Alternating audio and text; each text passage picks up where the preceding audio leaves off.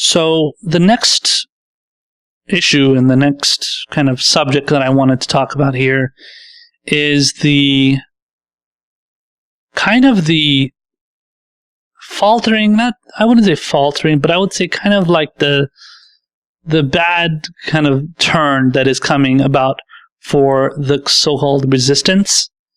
So some of you may or may not know who these people are, but these are people that are involved in kind of the anti-Trump movement. And obviously a lot of them are very kind of like, they're loved by Democratic supporters and voters. They're loved by Democratic loyalists. They're, I would say, largely loved by the media, at least one of the examples that I'm going to bring up. They are. But they are honestly involved in like a very, in what it's called, like it's what they refer to as a grifter movement. So these kind of people are grifters. These are the people that use the movement, this resistance type movement, to benefit their own status. So all these things, like I said before in the last segment, about how everybody acts like Bernie Sanders is like using, elections or he's using his presidential campaign to up his own status and, become famous and everything. That's not what Bernie Sanders does. And even if he does do it, he's doing it for a good cause because he's pushing for actual policies. What these people that I'm going to be getting to that I'm going to be kind of, discussing in a second, these people are strictly doing it because they want to up their own status. They want to up their own, their own kind of their reputation, and make themselves famous and make themselves well known among that community of, in this case, other anti-Trump people. So they just love that attention and they want to keep trying to get it. So let's go first with so there's these two brothers. Their names are they're referred to as the Krassensteins. It's two brothers. And one of them is named Ed Krassenstein. The other one is named Brian Krassenstein. Again, for those of you, I think majority of you may not even know who the fuck these people are. These two brothers are essentially like social media, I would say, giants to some extent. And while they're not necessarily like media figures, they're definitely known on social media. So social media, they're known. Not so much like media like CNN and MSNBC. They don't have TV shows. They're not hosts. I think they're just like, they're figures on social media that like specific people that love to be on Twitter and maybe Facebook. They might be known on Facebook too. But these two brothers, at one point, or at least for a large extent of their time, certainly on Twitter, were very, very well known. Were very, very famous, and they recently got their Twitter accounts suspended and essentially deleted. They got kicked off of Twitter, and they can't be on Twitter anymore. And I'm going to explain to you guys in a second why. And it's apparently it's called, I haven't really checked the people that are like, like protesting it or anything, but I'm sure there are people that are like freaking out. They're like, oh my God, how could you do this to the Krassensteins? They're wonderful, blah, blah, blah. So, I mean, like in their mind, they're thinking, like the most, as many, not progressive, but as many anti-Trump people as we can get on our, out there in the political atmosphere and arguing politics and, making their voices heard as much as we can get out there, as that's great. That's what we want to do. So let me just read this quick. What is this? A long article? Yeah, it's pretty long, but I'm just going to go over like kind of the main bullet points here. So the title of the article, and this is from the Daily Beast. The title of the article says, "Feds seized a fortune from the #resistance icons." From #resistance icons accused of boosting online Ponzi schemes. The subheadline says, Homeland Security investigator alleged reasonable cause to believe Ed and Brian Krassenstein illegally hawked investment scams. It says, in late 2016, federal agents showed up at the Fort Myers, Florida homes of brothers Brian and Edward Krassenstein, seizing computers and financial records and hauling off at least 20 to 30 bundles of stuff. At the time, the story was just a notable blip on local media's crime blotter, but in the 2 years since, the Krassensteins have become more than a pair of local businessmen. Businessmen. They are now prominent members of the online anti-Trump resistance. According to the feds, the brothers also, until recently, ran websites that propped up fraudulent online financial scams. Law enforcement officials last year seized nearly $500 million from the brothers, money that prosecutors say was derived from the wire fraud. The Krassensteins, who have not been charged with any crimes, maintained that they did nothing wrong or illegal. The brothers remain extremely popular in corners of the anti-Trump left, having parlayed their vehement, often conspiratorial opposition to the president into social media fame, with well over 1 million followers between them. They also run the standalone news websites Independent Reporter and Hill Reporter, where, like Twitter, their brand of hashtag resistance, a label that they eschew, but which aptly fits their frequent calls for the impeachment and prosecution of the president, has galvanized Trump critics. But it has also drawn the scrutiny of criticism of progressive activists who see the Krassensteins as opportunists distracting from a more productive message, while others have been accused of using the anti-Trump resistance to line their own pockets. The Krassensteins have a documented history of involvement with shady internet get-rich-quick schemes, a history that one federal financial investigator had reason to believe amounted to a criminal conspiracy. There is a lot of money to be made, says Nomiki Konst, a progressive activist and journalist, in building up the sorts of online followings enjoyed by the Krassenstein brothers. Konst, a former surrogate for Bernie Sanders' 2016 presidential campaign and an investigative reporter for the Young Turks, told the Daily Beast that a lot of people realized they can get a lot of airtime talking about impeaching Trump rather than talking about solutions that will help everyday Americans. So, when it comes to what these brothers do, basically, their whole, or what they did, I guess, when they were on Twitter, apparently they run some, I guess, journalistic publications. I guarantee they're not journalistic. But, other than that, but when it came to what they did on Twitter, basically their MO, their modus operandi was basically on Twitter to anything Trump did, they posted. So if Trump, let's just say Trump, obviously, he was involved in whatever, all the Russiagate stuff. So let's say whatever, he's Putin's puppet. They would constantly go out there and talk about, oh my God, you're Putin's puppet. Oh my God, you're so corrupt, blah, blah, blah. Okay, that's not surprising coming from the resistance. So the followers of the resistance and all the people that are anti-Trump. But then there would be situations where Donald Trump, he would be like, pushing for like wars. He would be pushing for like, invading Venezuela, or he would be against like trade deals, or he would be in favor of peace with North Korea. He would, he would do other, he would maybe. There was another report recently where he released some nonviolent drug offenders. So like basically all the even like very small, tiny, good things that Trump would do, these would be the kind of people that would basically go against it, even if they were good things. That's all their role was. Their role was just to be anti-Trump, just to be anti-Trump. So they wanted to get famous and rich, apparently, off of just being anti-Trump. All day, every day, 24/7, 365. That was their modus operandi. And they wanted to operate on that, and they wanted to get famous off that. And it worked. Because I don't know if it mentions it here somewhere. It probably does. But they had like, one of them had like 700,000 followers. The other one had 900,000 followers.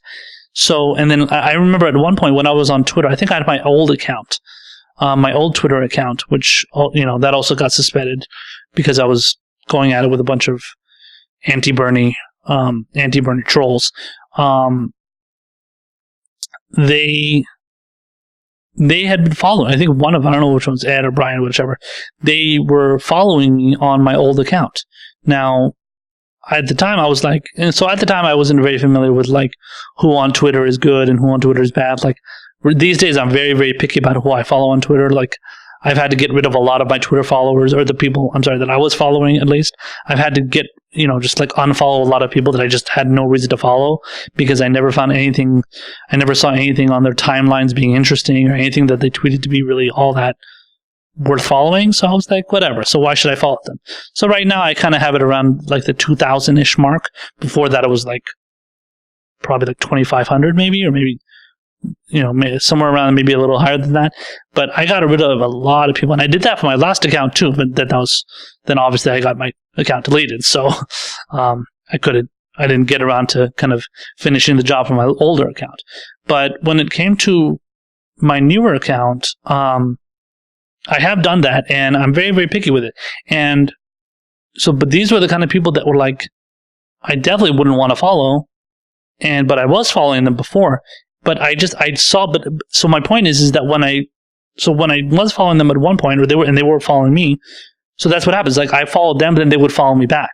So they did a lot of that kind of like, I follow you, you follow me back. It's always a follow back kind of things coming from certain accounts, that like whenever there's a follow back thing, like there's a kind of follow back like kind of like stipulation there, you always kind of like, I don't know. To me, it kind of raises a red flag where it's like, okay, that's a little weird.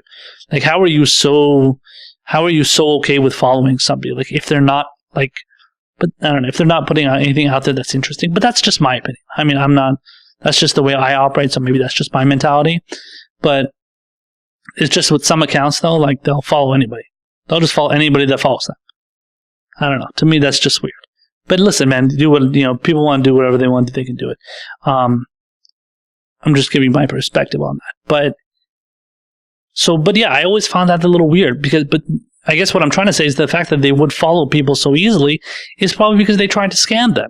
So they want to be like, hey, let me follow this person, and then maybe I can get them to get involved in one of my investment scams, and I can, get them to, I don't know, check my website out and stuff like, which, checking my website out is fine. But I mean, when it comes to the point where you're getting involved in fraud, that becomes a problem. So, I mean, and it's, it's understandable that they would want to get rid of these accounts, because these accounts are specifically doing things that are, I mean, they're trying to scam people, and that's just not right. So, I don't think you should exist on social media if you're doing those kind of sneaky things. Here it says, long before they took up the hashtag resistance mantle, the Krassensteins began hawking dubious investment advice way back in 2003 on a pair of internet forums, selling ads to online money-making operations that included a number of apparent scams, including some run by people later convicted on charges ranging from fraud to capital murder. Wow, that's interesting. So see, they're selling ads to online money-making operations. So if they're doing that, why wouldn't they, why wouldn't they scam regular people on Twitter that they're following, or, that are following them? They would do the same exact thing. It's not surprising. It says, according to prosecutors, the services of the Krassensteins promoted on their websites duped thousands of investors into funding Ponzi scheme type scams, and even resulted in some downloading a virus that emptied their accounts on an anonymous online payment platform used by the Krassensteins themselves before it was shut down as part of a major federal money laundering investigation. The case received some national coverage after the Krassensteins' home was raided, but the full extent of the case against them and the details of their controversial business ventures has not been previously reported. The Krassensteins insist that they were victims of the ordeal. They claimed they had no knowledge of the illegal activities of the companies to which they sold ads, and that their right to sell such ads is protected by both the First Amendment and a federal law removing legal liability from online publishers. Their investments advisory sites, they say, were no different from ad platforms hosted by Google and other online advertising giants. In fact, they insist they were more consumer friendly because they say they help people avoid scams. It says here, this is quoting an email from Ed Krassenstein. It says, the myth out there that we promoted financial scams is false. We did not promote anything. Our website was filled with warnings and notices about sending money to any website which anyone saw advertised on their websites. The entire purpose was to help people find out which online business opportunities were legitimate and which were not. I mean, that seems kind of strange. So the exact thing that they're accusing you and charging you with, that the government or the authorities essentially are charging you with, you're saying that you were doing the complete opposite. You were trying to give people the, trying to warn people of the scams that they might get involved in. I don't know. To me, that seems kind of strange. It seems like a very convenient response to just be like, no, we're the victims and we're the ones trying to help everybody out, even though we're being convicted or being charged with doing the complete opposite.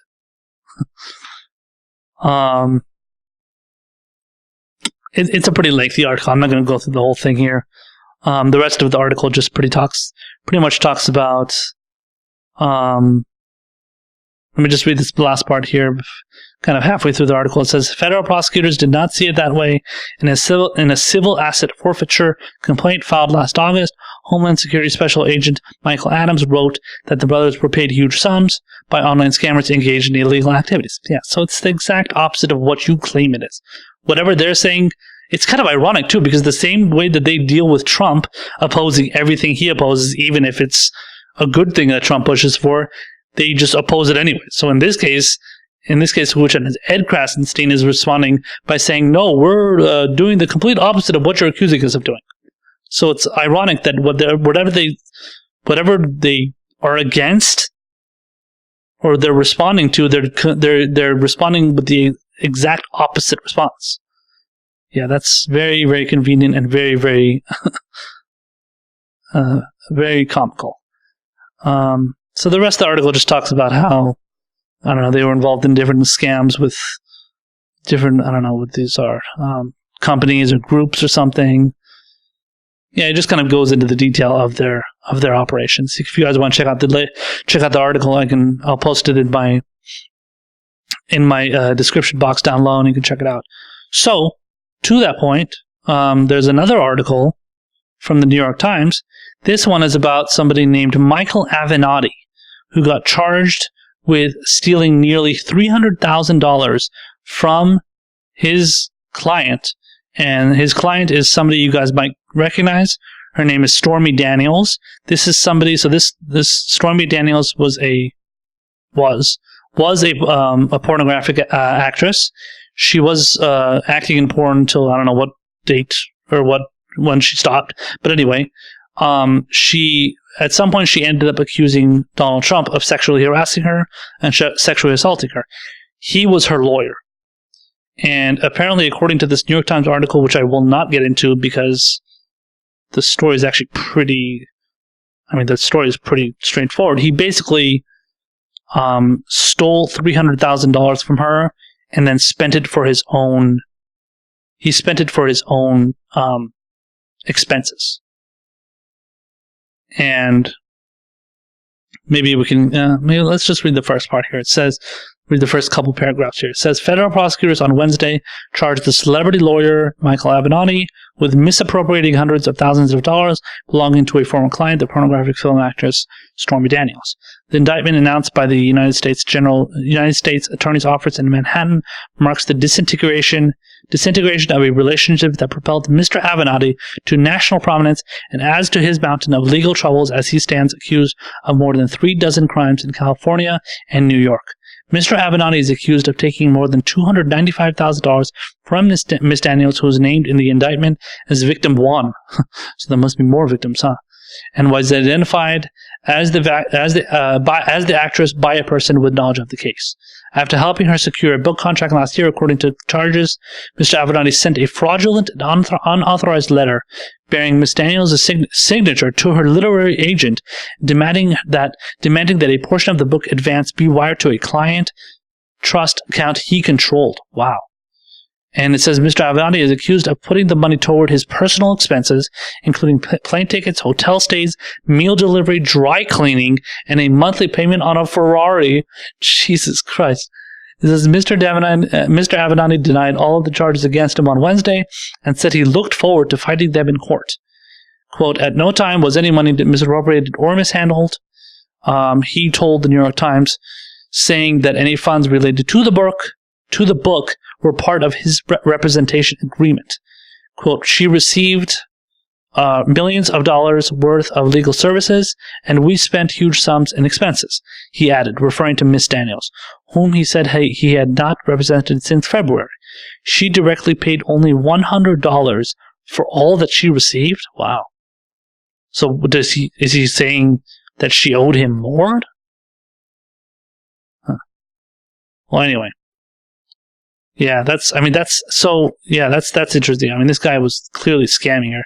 So, now, what you guys may be wondering, the connection is between the Krassensteins that I was just talking about and Michael Avenatti, is that Michael Avenatti was also somebody that was viewed by the hashtag resistance as being like this big hero for the whole anti-Trump movement, because obviously he was